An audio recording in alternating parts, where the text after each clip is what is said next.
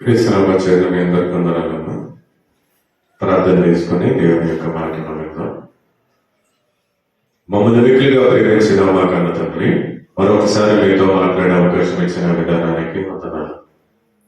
ఆయన గతించిన సంవత్సరం నుండి ఆయన ఈ సంవత్సరం చివరి రోజుల వరకు మమ్మల్ని కాచి కాపాడారు.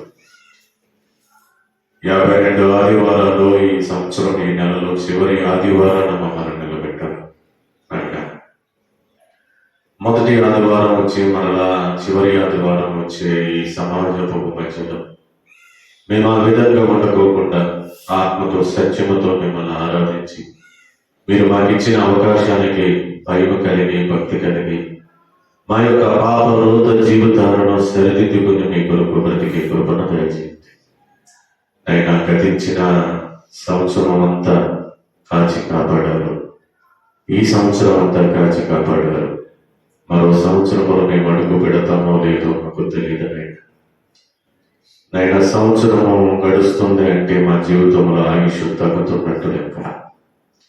మీ యొక్క ఉచితమైన కృపలో ఇది నేను మా పేటలో ఉన్నవారు, మీ ప్రాంతంలో ఉన్నవారు, రక్త సంబంధులు, బంధువులు, స్నేహితులు ప్రతి ఒక్కరిని నైనా నూతన సంవత్సరం అనేది ప్రపంచంలో ఏది ఉండదు.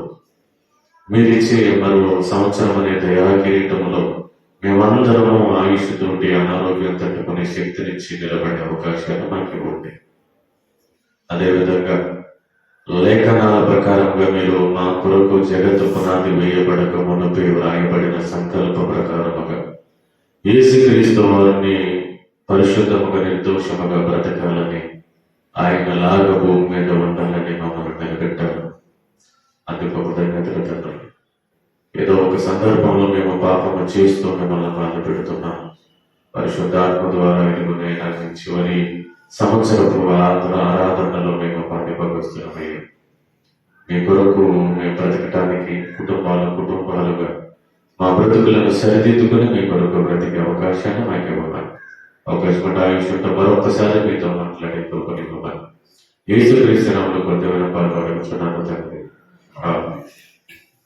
ప్రభునందు ప్రియులారా, ఈ ఆదివారమున చక్కటి విషయాన్ని మనం ఆలోచించగలిగితే,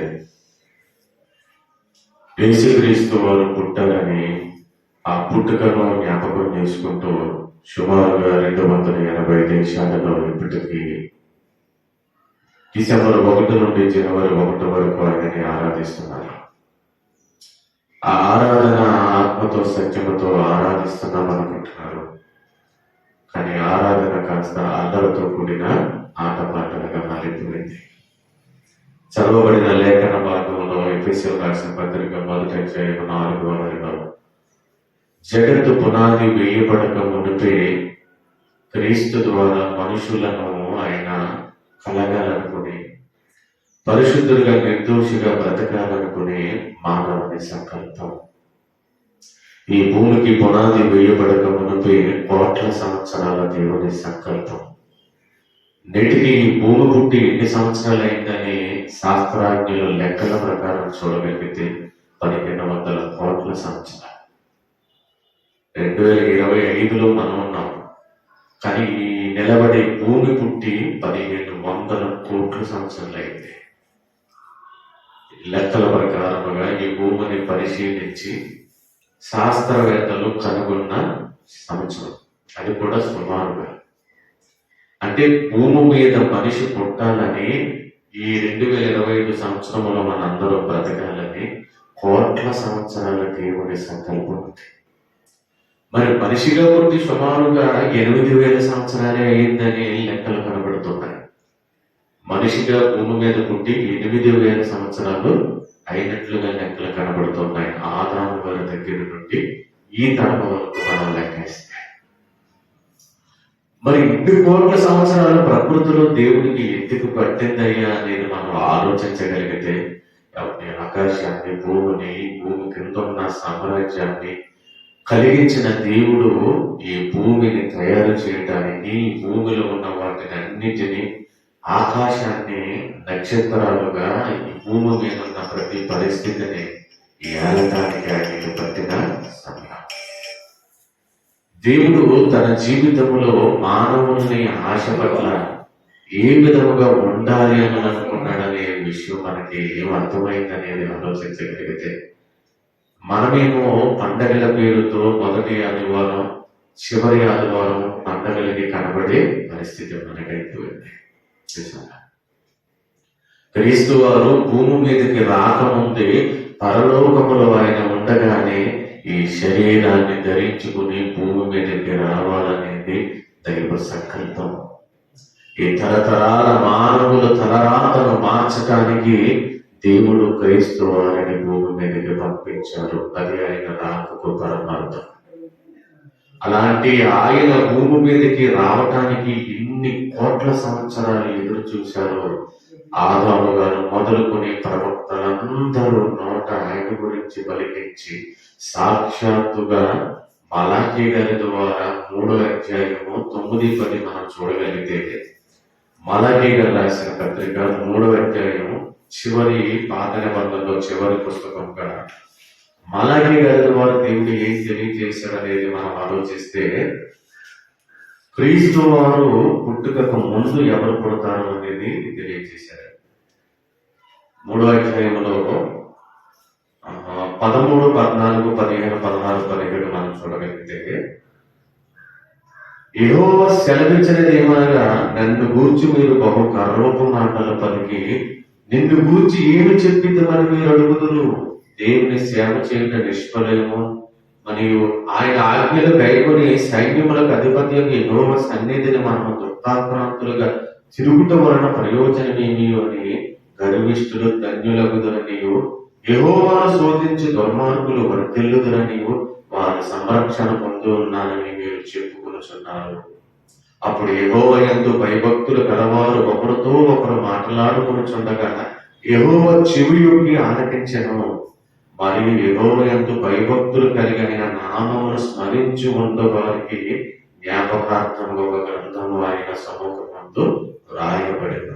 చూశారు ఏమంటే ఆ రోజు ఈ యాజకులు ప్రజలు ఎలా తయారైందని ఆలోచించగలిగితే, బలహీనమైనవి ఆయనకి బలిగా ఇచ్చి ఆయనని అవమానపరుస్తూ యాజకులు ఉంటే, ప్రజలేమో దేవుని కొరకు బ్రతికితే మనకి ఏమొస్తుంది, ఇదిగో దేవుని కొరకు బ్రతకన వాడిని వర్ధిల్లాడు కదా అని ప్రజలు అనుకుంటున్నారు.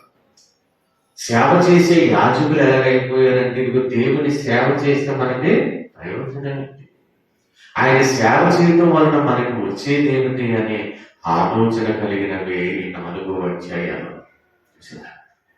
ఆయన పరిశుద్ధ గ్రంథముగా పాత నిబంధనను ఇశ్రాయేలు జీవిత చరిత్రను ముగిస్తూ రాసిన మాటలండి మలాఖీ గారి ద్వారా. ఎంత బాధకరమైన మాటలు చూశారు. నా కొరకు బ్రతికితే మీకు ఏమొస్తుందనే స్థితికి సేవ చేసే వాళ్ళు అయిపోయారు. ప్రజలేమో నాకన్నా బ్రతకన వాడే బాగున్నాడు అనుకున్నారు. మరి ఏమన్నారు చెప్పండి? మొదటి మనిషి అయిన ఆదాము దగ్గర నుండి అరణ్యములో 40 సంవత్సరాలు నడిపించిన ఇశ్రాయేలు జీవిత చరిత్ర ఏమైనా అర్థమైందా?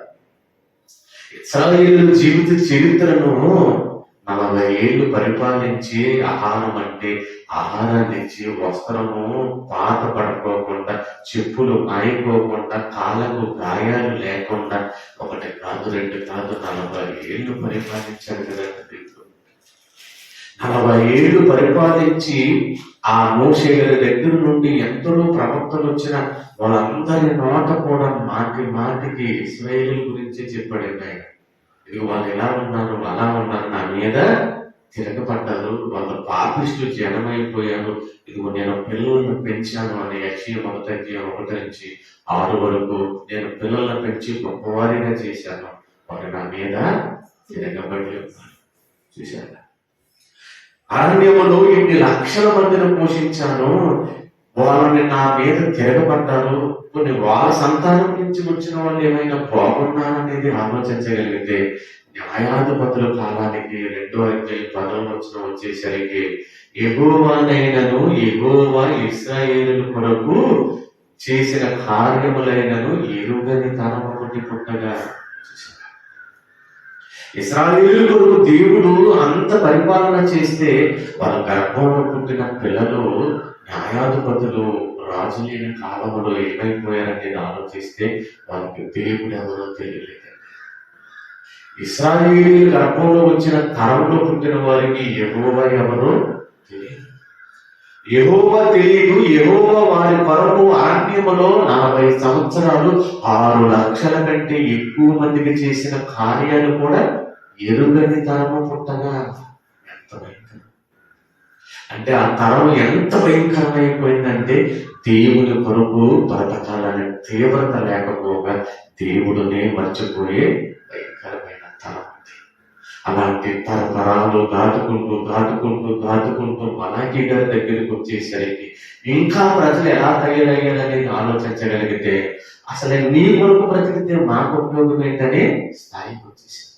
ప్రజలేమో ఇదిగో బయట ఉన్నవాడు వర్తిల్తున్నాడు, మనకేమీ లేదనే స్థాయికి వచ్చారు. కానీ ఆయన ఏమంటున్నాడంటే, నా దగ్గర ఒక గ్రంథం ఉంది, జీవ గ్రంథముగా, నా కొరకు ఎక్కడ ఇద్దరు ముగ్గురు మాట్లాడుకుంటారు. చూసారు ఆయన ఏమన్నాడు? 16వ వచనం చూడండి. 16వ వచనంలో, అప్పుడు యెహోవా యందు భయభక్తులు గలవారు ఒకరితో ఒకరు మాట్లాడుకొనుచుండగా యెహోవా చెవియొగ్గి ఆలకించెను. ఏమండి, ఒక్కరు మరొకరితో నా గురించి మాట్లాడుకునేవారు ఎవరైనా ఉన్నారేమో అని ఆయన చెవియొగ్గి ఆలకిస్తున్నాడు. ఆయన ఆలకించినప్పుడు ఎవరు కనబడట్లేదు, కానీ కనబడని ఆ తరాలలోనే అక్కడక్కడ బ్రతికేవారు ఉన్నారు. మలాకీగా, ప్రవక్తలుగా వారు మాట్లాడుకుంటుంటే యెహోవా ఆనందించి ఇదిగో ఫలానా మలాకీ గారు చెబుతున్నారని వారి పేర్లు అక్కడున్న జీవ గ్రంథంలో రాసుకుని ఆనందపడుతున్నాడండి. చూసారా? మరి రోజు ఆ లెక్కల్లో మనం ఉన్నామంటారా? తరతరాలు దాటిన మన జీవితాలలో దేవుని ఆలోచనలో మనం లేము లేకండి. ఆ ఇశ్రాయేలు స్వభావం వలె మనుషులు మారిన మనస్తత్వాలు మారలేదు ప్రియులారా. ఏదో సహవాసానికి వస్తున్నాం, పండగలకు వస్తున్నాం, కూడుకుంటున్నాం, ఇలాగ జీవితం వెళ్ళిపోతుంది. చనిపోయిన వారి గురించి కొంతకాలం ఏడుస్తున్నాం, తర్వాత మర్చిపోతున్నాం. ఇదిగో మన మధ్యలో నాయనమ్మ ఆశీర్వాదమ్మ 90 ఏళ్ళ కంటే ఎక్కువగా బ్రతికింది. అక్కడ కూర్చునేది ఈ రోజు మనిషి లేదు. అలాగే ఏదో ఒక రోజు మనం కూడా వెళ్ళిపోతాం. ఎవరో మనం వెళ్ళిపోతున్న మన జీవితంలో, ఆయన ఇచ్చిన జీవితంలో, ఆయన ఇచ్చిన ఆయుష్లో ఎలా బ్రతుకుతున్నాం? ఆయన కొరకు ఏం చేయాలనుకుంటున్నాం? ఆహారాన్ని ఇచ్చాడు, వస్త్రాన్ని ఇచ్చాడు, నివసించడానికి ఇల్లు ఉన్నాయి. ప్రపంచంలో అన్ని దేశాలలో సంపాదించుకోవడానికి ఈ ప్రకృతిలో లేనిదంటే ఏమైనా ఉందంటారా? కొరత కలిగి, ఇబ్బంది కలిగి, బాధలు కలిగి, తిండి లేని వారు, ఈ వస్త్రము లేని వారు ఎందుకు తయారయ్యారు అనేది ఆలోచించగలిగితే, వాళ్ళు బ్రతుకున్నప్పుడు శరీరంతో కష్టపడి దేవుడు సంపాదించుకుని తినమని చెప్పాడు, దాన్ని మర్చిపోయారు. ఆదాముకు దేవుడు ఇచ్చిన శాపం ఏంటి? నీ చెమట భూమి మీద వేస్తేనే తప్ప నీకు తిండి రాదు. నువ్వు చెమట వేసినా కూడా అది ముళ్ళ పొందలు, పెంచు తుప్పలు నివస్తుంది. నువ్వు కష్టపడి ఆహారాన్ని సంపాదించుకోవాలి. అలాగే పౌలు గారు కూడా ఆ ప్రాంతాల్లో తిరుగుతున్నప్పుడు సేవ చేస్తున్నారు. మనుషులేమో పని చేయకోకుండా బ్రతుకుతుంటే, పని చేయకోకుండా ఎవరు ఆహారం తినడానికి వీలు లేదు. ఇదిగో మా చేతులతో మేము కష్టపడి పని చేస్తూ మీకు సేవ చేశాము. మీ దగ్గర మేము తినొచ్చు, మాకు అర్హత ఉంది, కానీ దాన్ని మేము ఆశించి కాదు, మీకు బుద్ధి కలగటానికి మేము ఇలా చేస్తున్నాం. ఇదిగో కొందరు వదరబోతులై ఏ పని చేయక పని చేయకోకుండా తింటున్నారు. అలా కొడుకు తినే అర్హత లేదన్నాడు. చూసారా? అందుకే ఈరోజు ఒకరు కష్టపడుతుంటే 5గురు తినే పరిస్థితి. తల్లి తండ్రులు విదేశాలలో కష్టపడితే ఇక్కడ పిల్లలు వ్యసనాలకి అలవాటు పడిపోయే పరిస్థితి. ఎదుగుతున్న పిల్లలు సరిలేక, భార్య భర్తలు సరిలేక, వృద్ధాప్యంలో నా తల్లిదండ్రులు వాళ్ళను చూసి నా జీవితం వెళ్ళిపోతుంది కదా, కాటికి వెళ్ళిపోయే వయసు వస్తుంది, కుటుంబం మారలేదు, పిల్లలు మారలేదు, ఇంకా ఇలాగే ఉన్నారు, వాళ్ళ సంపాదనలు సరిపోవడం లేదు, మీరు ఎప్పుడు బాగుపడతారా అనే ఆలోచన. ఇదిగో భర్తలు ఉద్యోగం చేసుకొని భార్యలకి పెన్షన్ సదుపాయంతో గవర్నమెంట్ ద్వారా ఇచ్చిన డబ్బులు కూడా ఈరోజు పనులు చేయక ఆ డబ్బుల కొరకు కూడా లాక్కుని తినే పరిస్థితులు. ఏం చేయలేదండి. తల్లిదండ్రులుగా వయసు మీద పడినంత వరకు పిల్లల కొరకు కష్టపడి ఇదిగో కుటుంబంలో ఒక దారికి చేర్చి పెళ్లిళ్ళు చేసి మీరు బతకండరా అని దేవుడు ఎలా చెప్పాడో అలాగే ఆయన పిల్లలను పెంచి గొప్పవారిని చేసి ఇదిగో మీరు నా కొరకు బ్రతకండి అంటున్నాడు. కానీ ఆయన మీద తిరగబడుతున్నారు. ఆయన మీద తిరగబడటం అంటే ఏంటి? ఆయన అనుకున్నట్లుగా మనం బ్రతకపోవడమే ఆయన మీద తిరగబడటం. అలాంటి జీవితాల మధ్య మానవుని జీవితాలలో ఇదిగో బైబిల్ని ముగిస్తూ పాత నిబంధనలో ఆయన మాట్లాడిన మాట చూసారా? ఎంత రోదనతో మాట్లాడుతున్నాడు. ఇదే మొదటి అధ్యాయంలో చూడండి 6-7 మనం చూడగలిగితే మలకి గారి రాసిన మొదటి అధ్యాయం 6-7లో కుమారుడు తన తండ్రిని గణపరచుడు కదా, దాసుడు తన యజమానుని గణపరచుడు కదా, నా నామమును నిర్లక్ష్య పెట్టి యాజకులారా, నేను తండ్రినైతే నాకు రావాల్సిన ఘనత ఏమాయను, నేను యజమానుడినైతే నాకు భయపడిన వాడు ఎక్కడ ఉన్నాడు అని సైన్యములకు అధిపతి యెహోవా మిమ్మల్ని అడుగుచున్నాను. చూసారా? నా నామమును నిర్లక్ష్యము చేయు యాజకులారా, లేవి వంశముల నుండి లేవీలు నిలబెట్టి యాజకత్వం లేవీలకు ఇచ్చి సేవ చేయమని చెబితే వాళ్ళు ఏం చేశారు? చూశారు? 12 గోత్రాలుగా 11 గోత్రాలకి అన్ని ఇచ్చిన దేవుడు ఒకే గోత్రము నుండి లేవీలు సేవ చేయాలి. ఆ లేవి గోత్రం అబ్రహాము గర్భాన్ని పుట్టిన కుమారుడు లేవి గోత్రము ద్వారా కుమారుడుగా సేవ చేయమని చెబితే యాజకులు ఏమైపోయారు? చూసారా? మేము సేవ చేస్తున్నాములే, మాకంటే భక్తిపరుడు ఎవరున్నాడులే అని దేవుణ్ణి నిర్లక్ష్యం చేస్తున్నారు. నిర్లక్ష్యం చేస్తూ ఆ విధమైన పరిస్థితుల్లో వాళ్ళు ఉన్నారు. ఎందుకు నిర్లక్ష్యం చేస్తున్నారు? ఎలా నిర్లక్ష్యం చేస్తున్నారు అంటే కింద చెప్తున్నాడు అనమాట 7వ వచనంలో, నా బలి పీఠము మీద అపవిత్రమైన భోజనములు మీరు అర్పించుచు ఏమి చేసిన అపవిత్ర పరిచితమని మీరు అందరూ యెహోవా భోజన బలను నీచపరిచినందు చేతనే కదా, గుడ్డి దానిని తీసుకుని బలిగా అర్పించిన ఎడల అది దోషము కాదా, కుంటి దానినైనాను రోగము గల దానినైనాను అర్పించిన ఎడల అది దోషము కాదా, అట్టి వాటిని నీ అధికారికి నీవు ఇచ్చిన ఎడల అతను నీకు దయచూపునా, నిన్ను అంగీకరించునా అని సైన్యములకు అధిపతి యెహోవా అడుగుచున్నాడు. చూసారా? యాజకులకి ప్రజలు కుంటిది బలముటానికి తీసుకొస్తే యాజకులు తప్పని చెప్పట్లేదండి. నిర్లక్ష్యం. ఏదైతే బలి చేద్దాం. చూసారా? అసలు దేవుడికి ఆ రోజు బలిని ఎలా కూడాడు? మందలో తొలిచూలుది, బలిసినది, ఏ మచ్చ లేనిది. ఆయనకి బలి వలసిన వస్తువులలో మందలో తొలిచూలు పుట్టినది, బలిగా ఉన్నది, ప్రథమ ఫలం దేవుడికి ఇవ్వమన్నాడు. అలా పశువులు ఇవ్వమంటూ ఆ తర్వాత గర్భంలో పుట్టిన ప్రథమ ఫలాన్ని కూడా నా సేవకి ఇవ్వమన్నాడు. అలాంటి న్యాయమైన ఆజ్ఞను చూశారు. ఏం చేశారు? యాజకులు దేవుని సేవ చేసేవారు. ఆ రోజు నుంచి ఈ రోజు వరకు కూడా దేవుని పేరిట నిర్లక్ష్యముతో అంటే ఈ రోజు పండగల పేరుతో జరుగుతున్నది అదే. ఆయన నిర్లక్ష్యం చేస్తున్నారు. గుడ్డిది కుంటిది ఆ రోజు పట్టుకెళ్ళి అవమానపరిచారు. ఆయన ఏమన్నాడు? చూసారా? ఇదే గుడ్డిది నువ్వు అధికారికి ఇస్తావా? ఏమంటే మన జిల్లా కలెక్టర్కి మనం బహుమతి పట్టుకెళ్ళినప్పుడు కుళ్ళుకొని పాడైపోయి పట్టుకెళ్తామా? ఉన్న వాటిలో నాణ్యమైనది పట్టుకెళ్దాం అనుకుంటాం కదా.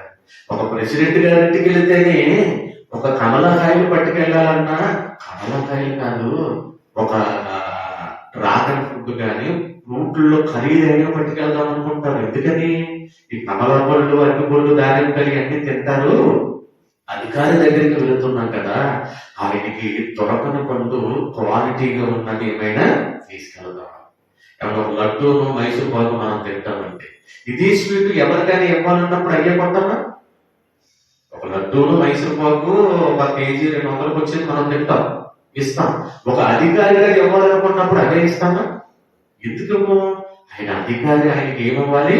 మనం ఉన్న దాంట్లోనే ఒక మంచి ఫ్రూట్, ఒక మంచి స్వీట్ పొందాం. చూసారా? దేవుడు ఎంత ఉదాహరణ చక్కగా చెప్పాడు. నువ్వు అధికారి దగ్గరికి ఈ కుళ్ళినవి గుడ్డివి తీసుకెళ్తే వాడు మెచ్చుతాడా? నువ్వు తీసుకెళ్ళావు కదా, మరి నా దగ్గరికి ఎందుకు తీసుకొస్తున్నారు? నా భోజన వల్ల ఎందుకు అపవిత్రపరుస్తున్నారు? నా భోజనము దహన బలిగా మీరు ఇచ్చేది పవిత్రమైనది, నేనేమంటే గుడ్డిది దోషం ఉన్నది ఇస్తున్నాడని పాపమని మీరు మర్చిపోయారా? యాజకులారా, నా నామాన్ని నిర్లక్ష్యం చేస్తున్నారు కదా, నా గౌరవాన్ని మీరు అవమానపరుస్తున్నారు. చూసారా? యాజకులుగా దేవుడు పని చేసిన వారు దేవునికి మహిమ తేవాలి. అలాంటిది ఆ రోజు నుంచి ఈ రోజు వరకు కూడా మనుషులు మనస్తత్వాలు అలాగే ఉన్నాయి. సేవ చేసేవారు నిర్లక్ష్యపు ధోరణితో దేవుడు ఏది చేయమన్నా పర్వాలేదనుకుంటున్నారు దేవుడి పేరిట. చూశారు? ఆ రోజు యాజకులు అలా చేశారు. ఈ రోజు పండగల పేరుతో అల్లరితో కూడిన ఆటపాటలు. ఏమంటే క్రిస్మస్ తాత బైబిల్లో ఉన్నాడా? క్రిస్మస్ తాత బైబిల్లో ఉన్నాడా? క్రిస్మస్ ట్రీ బైబిల్లో ఉందా? ఒలీవుల చెట్టు ఉంది. ఆయన అంజూరపు చెట్టుని శపించాడు క్రీస్తు వారు. ఈ క్రిస్మస్ ట్రీ ఎక్కడి నుంచి వచ్చింది? ఈ క్రిస్మస్ తాత ఎక్కడ వచ్చింది? ఈ పశువుల పాక ఎక్కడి నుంచి వచ్చింది? ఆయన పశువుల పాకలో ఉన్నాడు. ఎక్కడ పరుగు పెట్టాడు? పశువుల తొట్టిలో. ఏమన్నా చదివావు కదా, విన్నావు కదా? పశువులు తొట్టిలో పరుగు పెట్టిన పశువుల పాక కాదు. మరి పశువుల పాక ఎందుకు వేస్తున్నారు? ఆ పశువులు పాకలు ఆయన పడుకోలేదు, త్రుట్టిలో పడుకున్నాడు. ఎక్కడ? స్థలము లేక సత్రములో. సత్రములో స్థలం లేదు. మరి అమ్మ యేసేపు గారు నిండు చొలాలుగా నడు రోడ్డుల మీద నడుస్తుంటే ఆ సత్రం ఎలా వచ్చిందో తెలుసా? ఒకప్పుడు దావీదు గారు ఇల్లు, దావీదు గారు గృహం, దావీదు గారు గృహం దావీదుకి నమ్మకమైన పనివాడికి ఇస్తే ఆ నమ్మకమైన పనివాడి కొడుకు దానిని తీసుకుని దానికి సత్రముగా వెళ్ళి వచ్చేవాడికి ఒక నివాస స్థలంగా ఏర్పాటైంది. చూసారా? దావీదుకి ఒక నమ్మకమైన బర్జిల్లా అనే ఒక దావీదుకి నమ్మకమైన వాడు, డబ్బున్నవాడు. అతని కుమారుడు బర్జిల్లా కుమారుడికి దావీదు పురాన్ని ఆస్తిగా ఇచ్చాడు. ఆ కాలంలో ఉన్న సత్రము ఏం జరిగిందని ఆలోచిస్తే బెర్జిల్లాయి అడవిలో ఉన్న దావీదుకి రొట్టెలు ఆహారాన్ని పంపుకుంటూ వచ్చాడు. ఆ రొట్టెలు ఆహారం తిన్న తర్వాత దావీదుకి రాజ్యం వచ్చాక, బెర్జిల్లాయి నేను నీ దగ్గర ఆహారం తిన్నాను కదా, కృతజ్ఞతగా నేను చూసుకుంటాను రానంటే, అయ్యా నాకు 80 ఏళ్ల కంటే ఎక్కువ వయసు ఉంది, నీవు రాజభవనాన్ని నేను తినలేను, నీకు నా కుమారుడు ఉన్నాడు, నా కుమారుడు తీసుకెళ్తే వాడిని నీ దగ్గర ఉపయోగపడతాడు అంటే సరే అని బెర్జిల్లాకి ఇవ్వాల్సినదంతా తన కుమారుడికి ఇచ్చి ఆ దావీదు పురం అనే ఊరిని కూడా అతనుకున్న ఆస్తిని కూడా తన కుమారుడికి ఇచ్చేస్తాడు. చూసారా? ఆ ఆస్తికి ఇచ్చిన అది ఆనాడు దావీదుపురంలో నలుగురు వచ్చినప్పుడు నివాస స్థలం లేకపోతే ఆయా ప్రాంతాలలో ఉండటానికి ఈ దావీదు కట్టిన ఇల్లే బెర్జిల్లాయి కుమారుడికి ఇచ్చినది సత్రముగా మారింది. దారిని వెళ్ళే వాళ్ళందరూ సేద తీర్చుకోవడానికి అది సత్రముగా మారింది. ఆ సత్రము కాస్త అందరూ నిండిపోయే పరిస్థితిలో క్రీస్తు వారు పుట్టేసరికి వచ్చింది. సత్రములో వారికి స్థలము లేదు. చూసారా?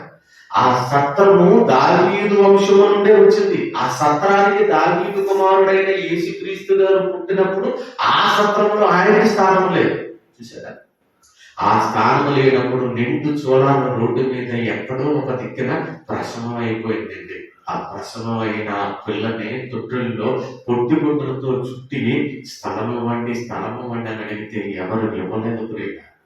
అలా ఇవ్వనప్పుడు యేసేపు గారు మరియమ్మ పశువుల పాకలో ఒక తొట్టి ఉంటే ఆ తొట్టిలో పడుకోబెట్టారు. ఆ పశువుల పాక అంటే ఎలా ఉంటుంది చెప్పండి? పేడ కంపుతోటి గడ్డితోటి శుభ్రము శుద్ధి లేని ఆ ప్రాంతంలో మహనీయుడు శరీరాన్ని ధరించుకుని పుట్టాడు. ఈరోజు మనం వేసే పశువుల పాక నిండా లైటింగ్ కనబడుతుంది. చక్కగా మంచి కేసులు లాంటివి, దేవదూతలు లాంటివి పెట్టి ఒక డెకరేషన్ కలిగిన వాటితో పెడుతున్నారు. ఇప్పుడు మన పిల్లలు దాన్ని చూశారంటే యేసుక్రీస్తు ఎంత అందమైన దాంట్లో పుట్టాడేమో అని అనుకుంటారు. అవునా కదా? అసలు ఆయన పుట్టింది పేడ పంపు కలిగిన పశువులు త్రొట్టులో ఆయన పడుకున్నాడు. ఒకవేళ నువ్వు పశువులు త్రొట్టేసావంటే అది అందంగా డెకరేట్ చేయకూడదు. చుట్టూ పేడ వేసి త్రొట్టులు పెట్టాలి. అప్పుడు ఇలా ఉన్నాడు రక్షకుడు అని అప్పుడు నేర్చుకుంటారు ఇప్పుడున్న పిల్లలు. అలాగ పంపు పేడ వచ్చింది పెట్టారు ఏంటమ్మా ఇక్కడ అడగగానే అప్పుడు చెప్పండి వాళ్ళకి 2025 సంవత్సరాల క్రితం లోకాలను కలిగించిన దేవుడు ఇలాగా మురికి గుడ్డలు గొప్ప వచ్చే దాంట్లో చెబుతున్నాను. చర్చిలు చూస్తే లైటింగ్లతో మెరిసిపోతున్నాయి, ఇల్లులు చూస్తే మెరిసిపోతున్నాయి, మందిరాలు మెరిసిపోతున్నాయి. దేహం అనే దేవాలయం మాసిపోయింది. ఈ దేహం అనే దేవాలయం మాసిపోయి దేవుడు అప్పుడు నా కొరకు ఒక్కరిద్దరు మాట్లాడుకునేవాళ్ళు అంటే రాసుకున్నట్లుగా ఇప్పుడు కూడా ఆయన అలాగే ఎదురు చూస్తున్నాడండి. నా కొరకు ఎవరు మాట్లాడుకునే నన్ను ఎవరు మహిమపరుస్తారా? అప్పుడు యాజకులు మరి ఇప్పుడు కూడా నన్ను నిర్లక్ష్యం చేస్తున్నారు. నా కుమారుడు త్యాగం ఏమైపోయింది, నా కుమారుడు రక్త పరిశుద్ధత ఏమైపోయింది అని దేవుడు బాధపడుతూ ఉంటాడు. పిల్లరా, మనకి ఏమైనా కన్నీరు వస్తుందా? పక్కన తీసుకుంటాం. పైగా ఇశ్రాయేలుకి దేవుడు పండగ ఎవరికి అన్నాడో తెలుసా? యెహోవాకి పండగ ఆచరించండి. పండగ ప్రజలకు కాదు, దేవుడికి. పర్ణశాల పండగ, పస్కా పండగ, పుణ్య రొట్టెల పండగను ప్రారంభించాడు దేవుడు. ఆ పండగలు ఎవరికంటే దేవుడికి, మనుషులకు కాదు. ఆ పండగలో ఉన్న ఆచారం చేయటానికి ఇశ్రాయేలుకు ఒండులు వణుకొచ్చేసేది తెలుసా? ఇశ్రాయేలీయులకు దేవుడు అడిగిన పండగలో బలిచ్చే వాటిని తేవడానికి ఆయన చెప్పిన వాటికి పులియని రొట్టెల పండుగ అంటే రొట్టె పొరకూడదు, రొట్టె పులిస్తే మరణించే శిక్ష. పర్ణశాల పండుగ అంటే ఏదో ఈ రోజు టెంట్లు వేసుకుని కాదు, అడవిలోకి వెళ్ళి ఆ ఏదైతే కర్రతో తెప్పన్నాడు దేవుడు, ఆ కర్ర తెచ్చి ఆ పర్ణశాల కట్టాడు. గుడారాల పండుగ అంటే ఈ రోజు గుడారాలు వేసి చేసుకునేది కాదు, దానికి ఏమైతే దేవుడు చేయమన్నాడో అది చేయాలి ప్రియులారా. కనుక ఇశ్రాయేలీయులకి సంవత్సరం ఏటేట పండగ రాగానే భయం వేసేది వాళ్ళకి. ఆయన కర్ర పట్టుకునేవాడు మాంసపురాన్ని చేతితో తినమన్నాడు పండగలలో. కర్ర ఎందుకు పట్టుకోవాలి ఆయన అంటే ఇది దేవుని ఆజ్ఞ అని పిల్లలకి చెప్పాలి. మాంసము తినాలి, దానికి చీడు కూడా తినాలి. ఎందుకు నాయనంటే ఇది దేవుని ఆజ్ఞ అని. పైగా త్వరగా తినాలి, త్వరగా తినాలి. నువ్వు తాతీగా ముందు కూడా తింటానంటే కుదరదు. ఆయన పండగల్లో చెప్పిన ఆచారాలు ఏమైనా అర్థమైందా? యెహోషువ గారు నదిలో నుండి దాటినప్పుడు 12 రాళ్ళను కృపగా వేశాడు జ్ఞాపకంగా. ఈ రాళ్ళు ఎందుకు నాయనాన్ని తరంలో పిల్లలు అడుగుతున్నప్పుడు, ఇదిగో యెరూషలేము నుండి దేవుడు తన పిల్లలను రప్పించడానికి యోర్దాను నదిని బాగిలిగా చేశాడు దేవుడు. పితరులు ఎర్ర సముద్రములో నడిచినట్లుగా మరలా యోర్దాను నదిని బాగిలిగా చేసి నడిపించాడు దేవుడు. యెహోషువ నాయకత్వంలో ఈ రాళ్ళను అందుకుని పిల్లలకు చెప్పాలంటే చూసారా, దేవుడు చెప్పింది చెప్పమనక తరతరాలలో పిల్లలు దేవుడి గురించి నేర్చుకోక అసలు దేవుడు ఎవరో, దేవుడు ఆయనకు చేసిన కార్యం ఏమిటో ఎనగని తరాన్ని పుట్టని పిల్లలు. మరి ఈరోజు మనమేం చేస్తున్నాం? ఈరోజు పండగల పేరుతో మనం చేస్తున్నది కూడా అదే కదా. పండగలను దేవుడు చేస్తూ చేయించి చివరికి ఆచారాలలో వాళ్ళు చేయకపోయినా దేవుడికి భక్తి ఇవ్వకుండా ఇశ్రాయేలుకు చేసే పండగలను దేవుడు ఏమన్నాడో తెలుసా? ఆమోసు గ్రంథం 5వ అధ్యాయంలో మనం చూడగలిగితే ఆయన చేసిన పండగలకి ప్రాధాన్యత ఇవ్వని దేవుడు ఎలా మార్చేశాడు చూడండి. ఈ ఆమోసు అంతా మనం చదివితే మనకు అర్థమయ్యేది 5వ అధ్యాయం 20-21 మనం చూడగలిగితే, యెహోవా దినము నిజముగా వెలుగుట కదా, వెలుగు ఏమాత్రమో లేక అది కారు చీకటిగా ఉండదా? చూసారా, దేవుని దినం ఎలా ఉండాలంటే వెలుగుగా ఉండాలి, వెలుగులో నీతి క్రియలు చేయాలి. యెహోవా దినం పండగ దినము, యెహోవా దినము పండగకి ఆచరించవలసిన దినం, యెహోవా పండగ దినము వెలుగు అంటున్నాడండి. ఆ తర్వాత క్రీస్తుని ఏం చేశాడు? లోకానికి వెలుగుగా పంపించాడు. చూసారా, క్రీస్తు పుట్టక ముందే, శరీరాన్ని ధరించక ముందే పాత నిబంధనలో చెప్పినదంతా వెలుగని ప్రవక్తల ద్వారా పలికించింది క్రీస్తు గురించి. ఆ వెలుగుగా ఆయన మాట్లాడుతున్నాడు చూడండి. యెహోవా దినము రావాలని ఆశ పెట్టుకుని ఉన్నవారులారా, మీకు శ్రమ. యెహోవా దినము వచ్చుట వలన మీకు ప్రయోజనమేమి? అది వెలుగు కాదు, అంతకాలము. ఏంటండి మాటలు? ఆమోసు గారి వారు ఇదిగో పండగలు ఆచరిస్తున్నారు కానీ ఆ పండగలలో దావీదుకున్న భక్తి లేదు, మోషేకున్న భక్తి లేదు, దావీదు చేసిన ఆ పాటల్లో ఉన్న భక్తి లేదు. ఆయన ఆ రోజు పిచ్చి పాటలు పాడాలనుకున్నారు తప్ప ఆయన ఆత్మతో, పరిశుద్ధాత్మతో దహన బలుల కంటే దేవునికి ఏమిష్టము, హృదయంతో విరిగి నలిగిన బలి కదా అనేక ఇష్టమని చేశాడు కదా. భక్తులు ప్రవక్తల జీవితాలలో ఉన్నదంత ఏమైపోతుందని చెబుతూ ఇదిగో యెహోవా దినమును ఆచరిస్తున్నారు కదా, ఆ దినముకున్న ప్రాధాన్యత మీకు అర్థమైందా? అది చీకటి అయిపోయింది, చీకటి అయిపోయింది. దాని వలన మీకు ఏమి ఉపయోగం, దాని వలన మీకు ఏమి ఉపయోగం అని అడుగుతూ చెబుతున్నాడు. చూడండి, యెహోవా దినము రాగలదని ఆశ పెట్టుకుని ఉన్నవారులారా, మీకు శ్రమ. యెహోవా దినము వచ్చుట వలన మీకు ప్రయోజనమేమి, అది వెలుగు కాదు, అంధకారము. ఒకడు సింహము నొద్ద నుండి తప్పించుకొనగా వెలుగు బట్టి యొద్ద ఎదురైనట్లుగా వాడు ఇంటిలోనికి పోయి గోడ మీద చెయ్యి వేయగా పాము వాడిని కలిసినట్టు ఆ దినముండును. చూసారా, సింహం నోట్లో నుండి తప్పించుకున్నాడంటే ఇంటికి రాగానే ఎలుగుబంటి ఉంది, ఆ ఎలుగుబంటి నుండి తప్పించుకున్నాడంటే పాము ఉంది, పాము కలిస్తే చచ్చిపోయాడు. అంటే అలాంటి దినాలు మీకు వస్తాయి. దీని ఆంతర్యమైన అర్థమైందా? పండగల పేరుతో ఇశ్రాయేలీయులు దేవుని నిర్లక్ష్య పెట్టి ఆయన నామాన్ని అవమానపరుస్తుంటే అది మీకు శ్రమ అన్నాడు దేవుడు అని కింద మాట్లాడుతున్నాడు. చూడండి 20వ వచనంలో, యెహోవా దినము నిజముగా వెలుగై ఉండదు కదా, వెలుగై ఉండదు కదా, వెలుగు ఏ మాత్రమును లేక అది కాలు చీకటిగా ఉండదా?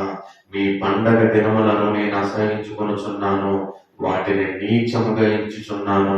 మీ వ్రత దినములు కలుగు వాసన నేను ఆగ్రహింపనలను. చూసారా, పండగను ప్రవేశపెట్టిన దేవుడే పండగలను అసహించుకుంటాడు.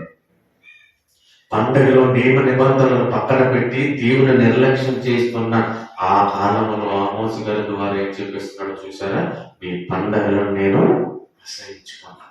మళ్ళీ అయితే 6వ అధ్యాయం చూడండి. 6వ అధ్యాయంలో 5 రోజులు మనం చూడగలిగితే, స్వరమండలముతో కలిసి పిచ్చి పాటలు పాడుచు దావీదు వలనే వాయించు వాయిద్యములను కల్పించుకొందురు. ఆ రోజు ద్రాక్షారసము తాగి మత్తుడై పిచ్చి పాటలుగా పాడాడని మీరు అనుకుంటున్నారు కదా. దావీదు పాడినది పిచ్చి పాటలు కాదయ్యా, విరిగి నలిగిన మనసుతో బలితో నాకు చేశాడు. దావీదు సౌలు కూతురు, ఎవరు సౌలు కూతురు? మేకాలు కదా. దావీదు ఇలాగా మందిరములో నుండి ప్రతిష్ఠిత కొరకు ఆయన చేస్తున్నప్పుడు ఆ వీధులలో డాన్సులు వేసుకుంటూ పరమాసుడై వెళ్తుంటే మేకాలు ఏమనుకుంది? పిచ్చి పాటలు పాడుతూ ఉన్నాడు ఏంటి అని, ఇలాంటి వాడితో కాపం ఎవరు చేస్తాడని వదిలేసిందండి. ఎవరు పోయారు? విధవరాలుగా మేకాలు జీవితం నాశనం చేసేసుకుంది. దావీదు పిచ్చి పాటలు పాడాడని మీరు అనుకుని కల్పించుకుంటున్నారు. అది పిచ్చి పాటలు కాదయ్యా, నాలో పరవశుడయి నన్ను స్తుతిస్తున్నాడు. ఆ భక్తి మీకేది? ఆ భక్తి మీకేది? పండగని ఆచరిస్తున్న మీకు అది ఏది? అలాంటిటప్పుడు నేను మిమ్మల్ని ఎలాగ మెచ్చుతానో, ఈ పండగలు నాకు నా దావీదు వీరుగా మీరు వాయిద్యాలు అప్పుడైనా చేశాడని ద్రాక్షారసాన్ని తాగుతూ మత్తులుగా మీరు ఇది చేస్తున్నారు కదా, దీన్ని నేను అసహించుకున్నానని ఆమోసు గారి ద్వారా తెలియజేశారు. ఏమవుతుంది? అదే మనకి 4వ అధ్యాయంలో 8, 9, 10లో చివరికి ఏలియా లాంటి రోషము కలిగిన ఒక ప్రవక్త పుడతాడు. అతనే యోహాను. అతడు తండ్రుల హృదయాన్ని దేవుని వైపు చూస్తాడని, క్రీస్తు లాంటి ప్రవక్త వచ్చే ముందు బైబిల్ ప్రకటన గ్రంథం వరకు చెప్పే ముందు మలాకీని పాత నిబంధనను ముగిస్తూ ఇదిగో మెస్సీయ వస్తాడు. ఆ మెస్సీయ మార్గాన్ని సరళం చేయడానికి యోహాను గారు వచ్చేసరికి, యోహాను నువ్వు ఎవరై అంటే అరణ్యములో ఒక వెలుగెత్తి మాట్లాడుతున్న శబ్దం. అరణ్యములో వస్తున్న నేను. నువ్వు ఎవరవయ్యా? నువ్వు మెస్సయ్యవా? కాదు. నువ్వు ఆ ప్రవక్తవా? కాదు. మరి నువ్వు ఎవరు? బాప్తిసం ఇస్తున్నావు, ఎన్ని చెప్తున్నావంటే ఆయన మార్గాన్ని సరళం చేయడానికి ఏది స్వభావం కలిగి వచ్చిన వాడిని నేను చూసా. మరి మెస్సయ్య గురించి ఆయన చెబుతూ ఏం మాట్లాడుతున్నాడో నేను ఆలోచించగలిగితే, నువ్వు మెస్సయ్య అనంటే అంత అదృష్టం నాకుందా? నేను ఆయన చెప్పులు వారిని విప్పడానికి కూడా నాకు ఈ చేతులకు అంత అదృష్టం లేదు. ఆయన చెప్పులు మోయటానికి కూడా నేను సరిపోను. ఆ శబ్దాన్ని వెలువెత్తి వస్తున్న ఒక శబ్దం. ఆయన ఎలా బ్రతికారు అరణ్యములు అంటే అడవి తేనె మిడతలు తింటూ తూలి బట్టలు కట్టుకుంటూ ఉన్నాడు.